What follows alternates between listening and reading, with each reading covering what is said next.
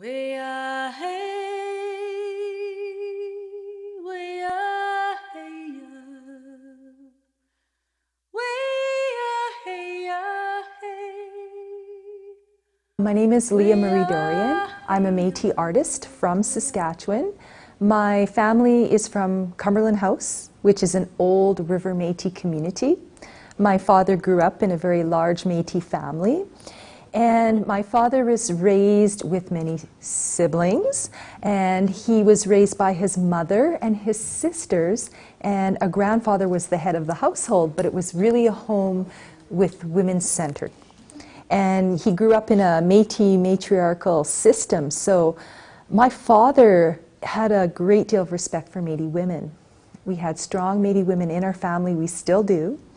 And I learned a lot of the stories about these women and their contributions to the Métis culture, to northern communities, to families. And as I grew older and more interested in the bigger connection of Métis history, I just kept getting these names of Métis women of history that were so significant but never recognized, maybe more through oral history. So I created this art show to honor those women. So basically I used the title Country Wives and Daughters of the Country because it was First Nations women and later their daughters that became the Métis generations. The First Nations women, you know, marrying the traders and having these girls raised in the bicultural environment, and those daughters being such a significant role to bridge culture.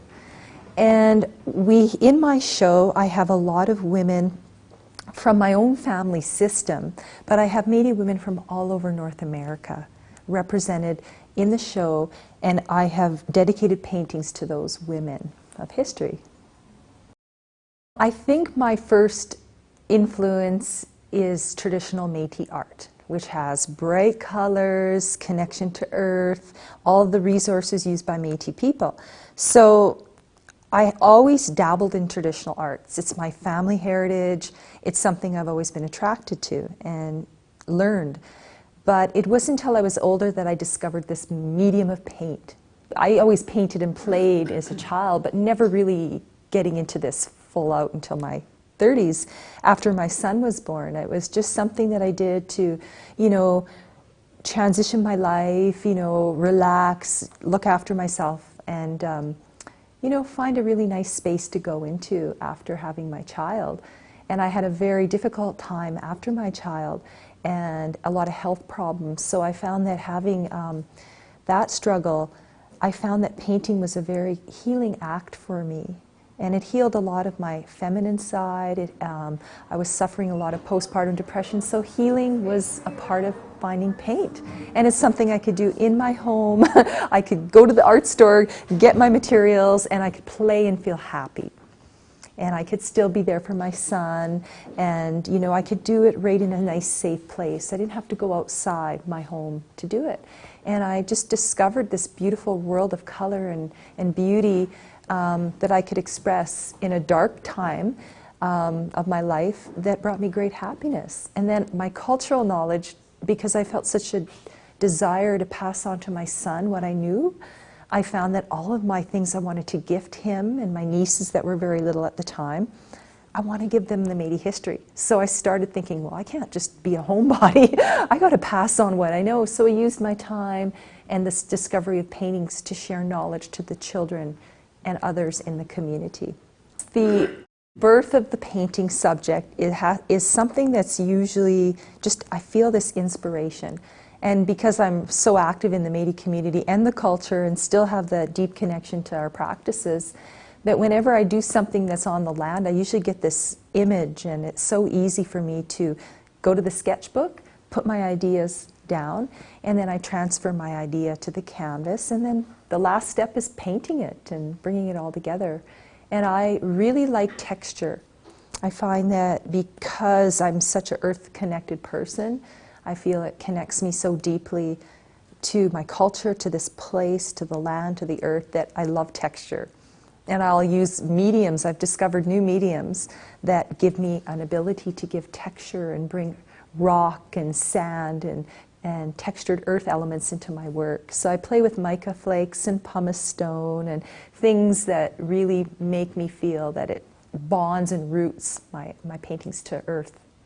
Most of the subjects in my contemporary paintings are based on traditional Métis culture. So we have moccasins in my contemporary art, but in the artifact collection, we have real, live materials from my family.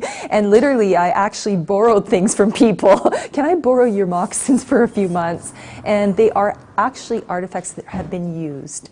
You know, they weren't just made to put on display, they've been used by family members. So I used a lot of my own family collection, and my son's grandparents from the Northwest Territories came through so beautifully to support the artifacts for the show. I don't often get to see it from this vast perspective, so having the gallery host this show here just really is exciting for me. And the fact that I get to see it in a professional lit area, the story sequenced and the artifacts to enhance, it's just really fulfilling. As I don't usually get to see it all, I have to use my imagination, which is good for me. I love that. I like envisioning. And every space is completely shows it different, new aspects to it. With the amount of artifacts we were able to showcase in this show, actually I've never had that ability to have that many along with the paintings, because the subjects just fit the material so well.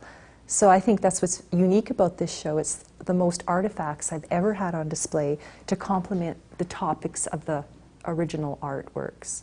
I always support local traditional artists, and I love learning from the women, First Nations Métis women from Prince Albert. And I had, this material was given by an elder, Maria Campbell. And then I decided I needed a vest. I like being warm, and I do a lot of speaking, and I'm about preserving cultural arts. So I got the material gifted to me, and then I had two wonderful women who are seamstresses and bead workers from my community. I commissioned them to decorate my vest because I love turtles, and I love the bright colors. They did the ties with hide. So I thought it was such a nice way to bring some of the women's skills out in the community, wear something that they made, through a collaborative process. So I'm always trying to commission. I'm an artist myself, but I like supporting traditional artists' livelihood. And there's a lot of times I don't have the time to sew and bead like I used to, so I engage the gifted people in my community and support their traditional arts. I'm a very big supporter of traditional arts. I worry about the status of it, and I worry about it being passed forward. Things, especially with high tanning and things, we're finding younger generations aren't learning the older methodologies. So I'm really about supporting traditional arts, and I'm hoping my show kind of honors some of that too, and reinterpreting it to a modern audience. I was reflecting upon the show and our timing. It's fall right now. It's November. It's Remembrance Day next week. And I just can't believe how well patterned that is, because this show is about remembrance. Métis women and the contributions to Canada, to family, community. I thought, what a great time, here, because it really has that memory honoring feeling, the voices of history that haven't had the opportunity to be heard. So I thought, great timing. So I'm really honored to be able to show in the fall, close to Remembrance Day, and I hope people gain something from the story that's in the show. I'll be gone before the night falls. I'll be gone before long. I'll be gone before you waken. But I leave you with my song. I shall never leave you. You will not be alone. I'll stand by and watch you grow.